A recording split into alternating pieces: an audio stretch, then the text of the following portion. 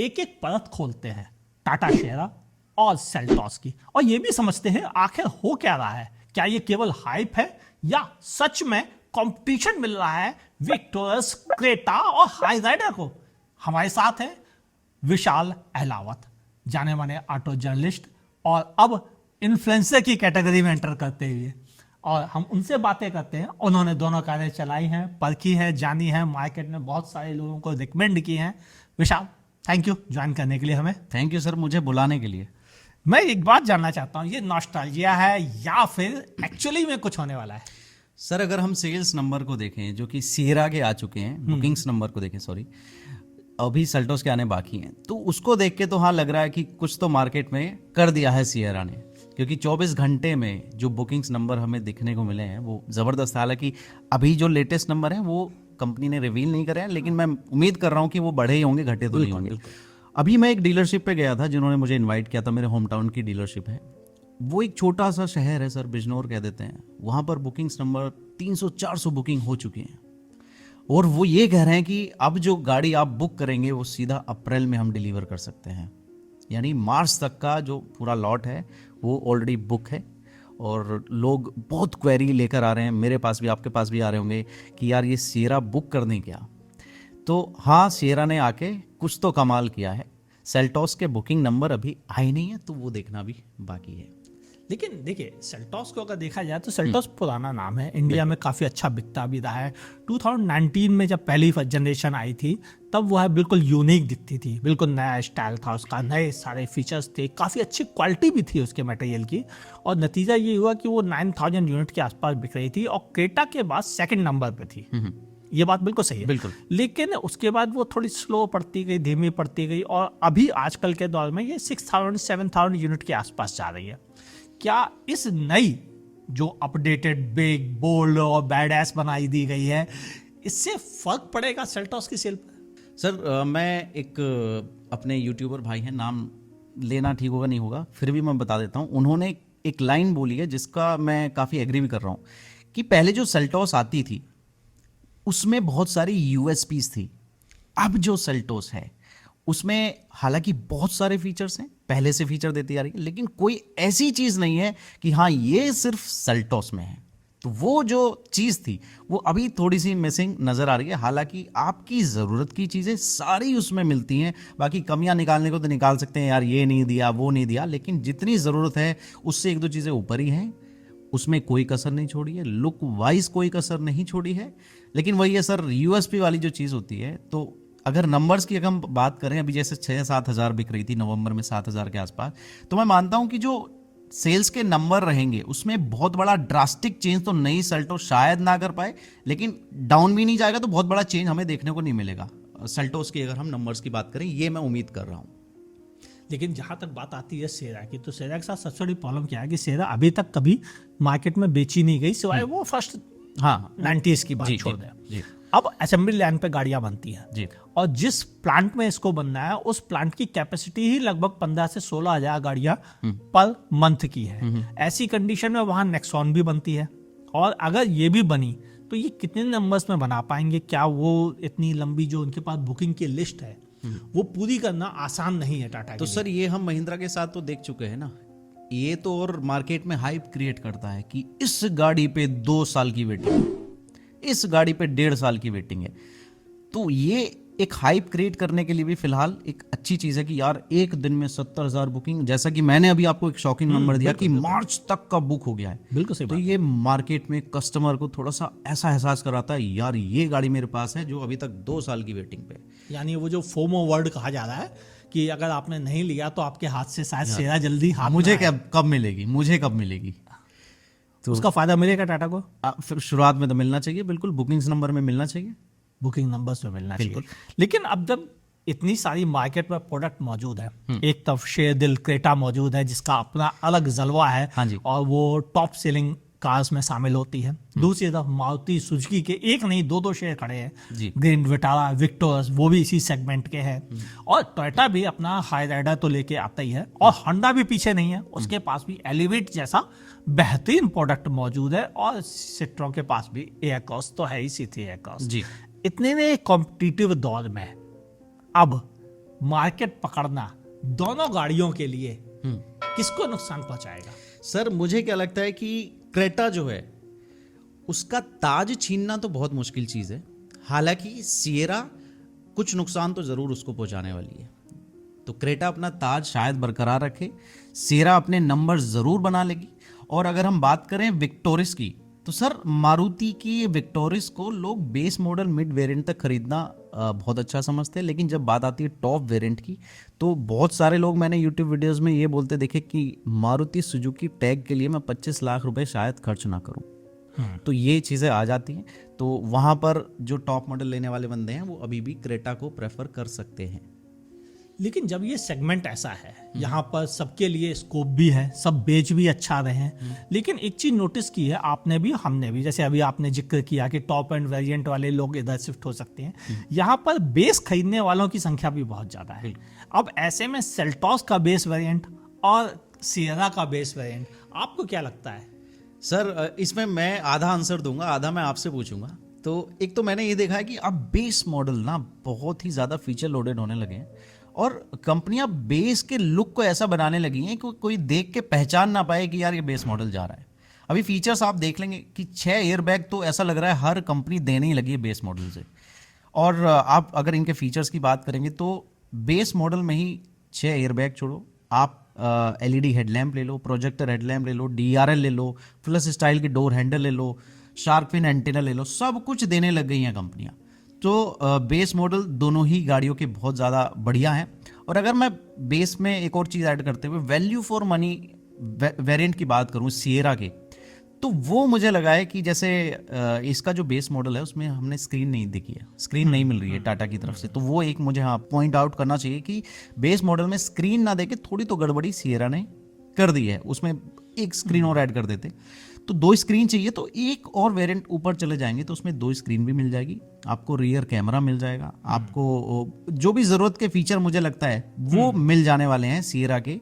अगर उस वेरिएंट को मेरे ख्याल से प्योर नाम दिया उन्होंने, तो प्योर मेरे ख्याल से काफ़ी अच्छा वेरिएंट है अगर आप एक वैल्यू फॉर मनी वेरिएंट लेना चाहते हैं। लेकिन अब आपसे मेरा सवाल है, सेल्टॉस के बेस मॉडल के बारे में आप क्या बोलेंगे और आपके हिसाब से उसका वैल्यू फॉर मनी वेरिएंट कौन सा है? देखिए, सेल्टॉस के बेस वेरिएंट में उन्होंने पहले तो टच स्क्रीन दे दी, हाँ, स्पीकर्स दे दिए, बिल्कुल। तो ओवरऑल जिनको मिनिमम रिक्वायरमेंट है एक कार को कंप्लीट बनाने की, वो तो पहले वेरिएंट से हो गई है। हाँ, यानी अब आपको क्या कहते हैं आफ्टर मार्केट जाके कुछ फिट करवाने की एक्चुअली जरूरत नहीं है, क्योंकि बेस ही इतना है कि आपका सारा एंटरटेनमेंट का ख्याल रख लेगा। मतलब जो यूट्यूबर है उनका नुकसान कर दिया, वो करोल बाग जाके मॉडिफाई कराते थे ना। हाँ, ये बात सही है, एक्चुअली ये बात काफी हद तक सही है कि आप सही इशारा कर रहे हैं कि हमें करोलबाग या ऐसे किसी आफ्टर मार्केट जाकर कुछ कराने की जरूरत नहीं पड़ेगी। सेल्टॉस में कम से कम इतना मटेरियल तो उन्होंने दिया है।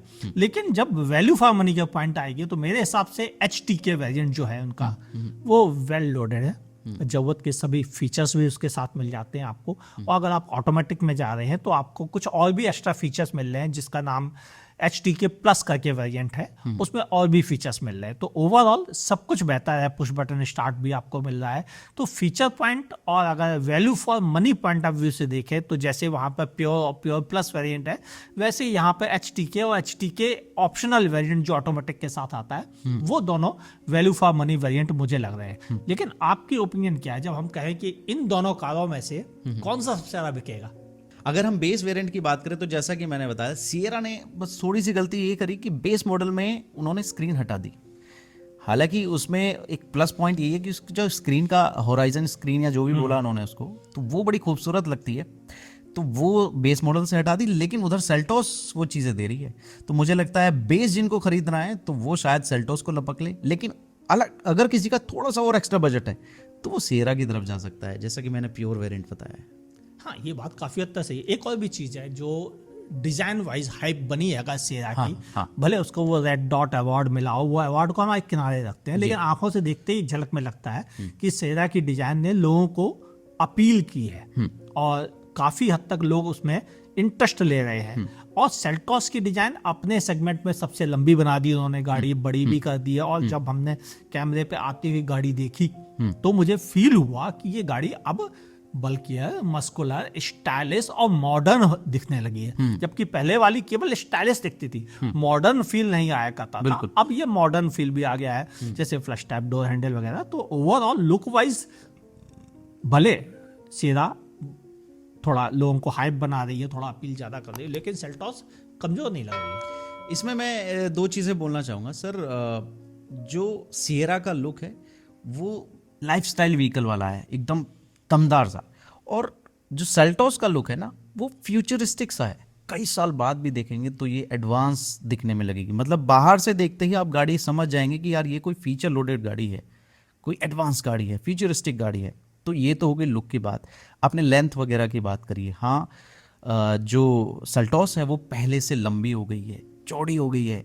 लेकिन अगर हम डायमेंशंस को देखें, सिएरा से वो 120 ज़्यादा लंबी है, सेगमेंट की लॉन्गेस्ट आई थिंक एसयूवी है। बट जो व्हील बेस है वो सिएरा में एक्स्ट्रा मिल रहा है, जो बूट स्पेस है वो सिएरा में ज़्यादा मिल रहा है। तो लंबाई भले सेल्टॉस की ज़्यादा है, लेकिन अंदर जो स्पेस मिल रहा है वो सिएरा में ज़्यादा बेटर मिल रहा है। बूट स्पेस कंपेयर कर लें, सेल्टॉस में 447 लीटर है और सिएरा में 622 लीटर है। इतना बड़ा डिफरेंस है। और केवल यही अंतर नहीं है कि आपको बूट में, अंदर भी आप भीतर बैठेंगे तो लेगरूम जो सेल्टॉस के मुकाबले सिएरा में बहुत ज़्यादा है। अंडर थाई सपोर्ट हालांकि सेल्टॉस में भी बहुत इंप्रूव हुआ है, लेकिन सिएरा में अभी भी उससे ज़्यादा बेहतर है। सर मैंने एक वीडियो बनाई, अभी पब्लिश नहीं हुई है, सिएरा के स्पेस को लेके। स्पेस के मामले में वो गाड़ी XUV 700 जैसी गाड़ियों को टक्कर दे रही है रियर सीट में। शोल्डर रूम जबरदस्त है। 3 लोग मैंने बैठाए हट्टे कट्टे। हालांकि मैं और एक पूरा 6 फीट वाला बंदा था, एक उससे थोड़ा कम और एक मैं, हम 3 लोग बैठे। ना तो शोल्डर रूम की प्रॉब्लम हुई, ना हेड रूम की, ना लेग रूम की। तो वो एक चीज़ है कि स्पेस के मामले में रियर सीट में अपने सेगमेंट नहीं, ये ऊपर के सेगमेंट की गाड़ियों को भी टक्कर दे रही है सिएरा। नहीं, ये बात बिल्कुल मैं एग्री कर रहा हूँ, क्योंकि सिएरा में स्पेस मैनेजमेंट जो चीज़ थी उसने सबको बीट किया है। इस सेगमेंट में कोई गाड़ी ऐसी नहीं है जो सिएरा के स्पेस मैनेजमेंट की वजह से बेनिफिट ना पाए। और दूसरी गाड़ियों में ये बात है कि वो उतना अच्छा नहीं है, किसी के शोल्डर रूम की प्रॉब्लम है। कुछ जर्मन जो कॉम्पिटिटर्स हैं जिनमें कुशाक, टाइगन है, उनमें तो एक्चुअल में तीसरा व्यक्ति को बैठाने में ही लोग भीतर बैठे लोग लगता है यार तीसरा ये भी बैठेगा मतलब ये फील आता है। हाँ। वैसा उसमें नहीं है, क्योंकि वो गाड़ियाँ काफ़ी कॉम्पैक्ट दिखती है कंपेरेटिवली। और यहाँ पे ये एक बड़ी मस्कुलर सी गाड़ी दिख रही है जो मेरे अंदाज कहीं ज़्यादा बेहतर है। लेकिन एक चीज और आपने नोटिस की होगी, दोनों गाड़ियों के कलर में बड़ा डिफरेंस है। सर कलर की मैं बात करूं तो मैंने 2-3 चीजें नोटिस करी। पहले बात सिएरा की अगर मैं करूं तो सिएरा का जो सी पिलर और बी पिलर को ब्लैकआउट कर दिया है, वो चीज हर कलर में शायद निखर के ना आए। येलो में बहुत निखर के आ रही है, रेड में निखर के आ रही है। एक मैं वो ग्रीन जैसा कौन सा कलर था, मोनार करके, उसमें उतना निखर के वो नहीं आ रही थी। तो कलर्स में काफ़ी एक्सपेरिमेंट करा है टाटा ने। बहुत लोगों को पसंद आएगा, कुछ लोगों को शायद ऐसा भी लगे कि यार ये कौन सा कलर है, येलो कलर। सेल्टॉस की अगर हम बात करें तो उनके कलर ऐसे नहीं है कि दूर से देख के आंखों में ऐसे वाले, वो सोफिस्टिकेटेड से कलर हैं। तो उतना एक्सपेरिमेंट शायद हमें देखने को नहीं मिला है। बड़े प्यारे से जो नॉर्मल से कलर होते हैं, दिखने में सुंदर लगेंगे, लेकिन दूर से देख के शायद आप ना पहचाने कौन सा कलर है, वो वाली चीज़ है। एक्चुअल क्या है कि सेल्टॉस ने कोई रिस्क नहीं लिया कलर्स में। एग्जैक्टली उन्होंने कहा जो उसको चलता है उसी को बेचेंगे हम ज़्यादा रिस्क नहीं लेंगे, क्या पता कलर फ्लॉप हो जाए। हाँ। तो उन्होंने वो रिस्क नहीं लिया, फिर टाटा ने वो रिस्क लिया है। और टाटा का एक पहले आया करता था फियरलेस मॉडल, अगर आपको याद हो, तो वो फियरलेस कलर भी देते थे। और उन्होंने लगभग सभी का कहीं कॉपर दिया, कहीं पर्पल कलर दे दिया, क्या क्या कलर्स दिए भगवान जाने। लेकिन ये बात सही है कि टाटा इस मामले में थोड़ा फियरलेस रहा है कलर्स के मामले में। लेकिन अगर हम प्रैक्टिकलिटी पॉइंट ऑफ व्यू से देखें तो ट्राइड एंड टेस्टेड क्रेटा, जो सबको से जमा वाला कहानी है, हर किसी को पसंद आ जाती है, बच्चे बूढ़े जवान। और दूसरा फिर नए नए मॉडल आई हुई है गाड़ियाँ, जिनमें कि मारुति का टस्ट भी शामिल है। ऐसी गाड़ियों के बीच रहते हुए प्रैक्टिकली अगर कोई व्यक्ति कहे कि हमें प्रैक्टिकली गाड़ी देखनी है, हमें हाइप पे नहीं जाना है, हमें स्टाइल पे नहीं जाना है, हमें किसी भी चीज़ पर नहीं जाना है, तो प्रैक्टिकली कौन सी गाड़ी इन सभी गाड़ियों में जो इतने सारे सेगमेंट में है, कौन सी बेहतर निकल के आ रही है? सर मुझे ये लगता है, जैसे कि मैंने अभी भी बताया था कि अभी क्रेटा किंग है अपने सेगमेंट की। आपने बोला कि किसी को अगर हाइप पे नहीं जाना है, तो सिएरा के साथ क्या सीन है सर, वो भौकाल जमाने वाली गाड़ी है इस सेगमेंट में। जैसे थार है, थार भी भौकाल जमाती है, लेकिन थार के साथ क्या है, अभी भी वो फैमिली वाली गाड़ी बन नहीं पाई है। तो उसके बाद जो ऑप्शन दिमाग में आ रहा है अब, तो वो सिएरा है, लाइफस्टाइल व्हीकल बन सकती है। लेकिन अगर टाटा के साथ जो थोड़ा सा रहा है सर्विस वाला सीन, हालांकि ये प्रोडक्ट काफ़ी रिफाइंड है, one of the best product है टाटा का, तो इसके साथ क्या सीन रहेगा वो देखने वाली बात होगी। लेकिन हमें ये ज़रूर पता है कि Hyundai की गाड़ी अगर आप लेते हैं तो वो पीस ऑफ माइंड देती है। तो जिनको पीस ऑफ माइंड चाहिए, उनको अपने दिखावे से ज़्यादा मतलब नहीं है कि मेरी गाड़ी दूर से बढ़िया सी दिखे, हाँ मेरा स्टाइलिश हो लेकिन नॉर्मल लगे, मुझे भीड़ में अलग नहीं दिखना है, तो वो क्रेटा अभी भी खरीदते रहेंगे। तो ये मुझे लगता है। ओके, यानी आपका ये क्लियरली कहना है कि क्रेटा की बादशाहत तो बनी रहेगी काफ़ी हद तक, भले सेकंड पोजीशन पे सिएरा की एंट्री बिल्कुल एग्जैक्टली यही मेरा कहना है। तो फिर सेल्टॉस क्या थर्ड पे पहुंचेगी? सेल्टॉस अभी भी ऐसा ही रहता है कि 6-7 हज़ार यूनिट। तो मैं वही कह रहा हूँ कि अपने नंबर्स नहीं खोने वाली, थोड़ा इंप्रूव होंगे नंबर, लेकिन ड्रास्टिक चेंज शायद देखने को ना मिले नंबर्स में। नंबर्स की बात आ रही है तो अगर आप नोटिस में आए तो लगभग 8000 नंबर्स के आसपास, जी 8000 7000 इस समय ग्रैंड विटारा भी कर रही है, जी 10,000 यूनिट विक्टोरस कर रही है। जी। तो क्या इन दोनों की सेल पर भी असर पड़ेगा नई सेल्टॉस और नई सिएरा के आने पर? थोड़ा बहुत पड़ सकता है, लेकिन मारुति का बहुत बड़ा नेटवर्क है, तो उसका बेनिफिट उसको हमेशा मिलता रहता है। वही जैसे पीस ऑफ माइंड वाली बात है, तो रूरल में अभी भी मारुति काफ़ी हद तक पकड़ जमाए रहती है। स्पेशली हमारी साइडों में क्या होता है, मारुति की गाड़ियाँ शादियों में दी जाती हैं, तो कि हेडेक नहीं है, कहीं भी सर्विस करा लो। बहुत सारे लोग कुछ साल बाद सर्विस, जो ऑथराइज सर्विस है, वहाँ जाना भी छोड़ देते हैं। तो वहाँ पर ये दिमाग में रहता है कि यार मारुति की गाड़ी कोई भी मिस्त्री खोल देगा। तो मारुति के नंबर्स को बहुत एकदम से आप चेंज नहीं करा सकते।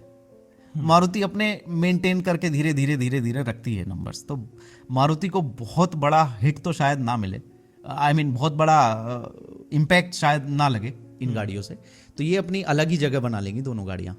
ओके, क्रेटा के साथ इलेक्ट्रिक भी आता है, लेकिन अभी सिएरा का इलेक्ट्रिक वर्जन लॉन्च नहीं किया गया। लेकिन जब इलेक्ट्रिक भी लॉन्च हो जाएगा तो क्या उसके नंबर्स और इन आइस इंजन वाले ऑप्शंस के नंबर जुड़कर क्रेटा को टच कर पाएंगे? बिल्कुल, ऐसा हमने नेक्सॉन के साथ देखा है।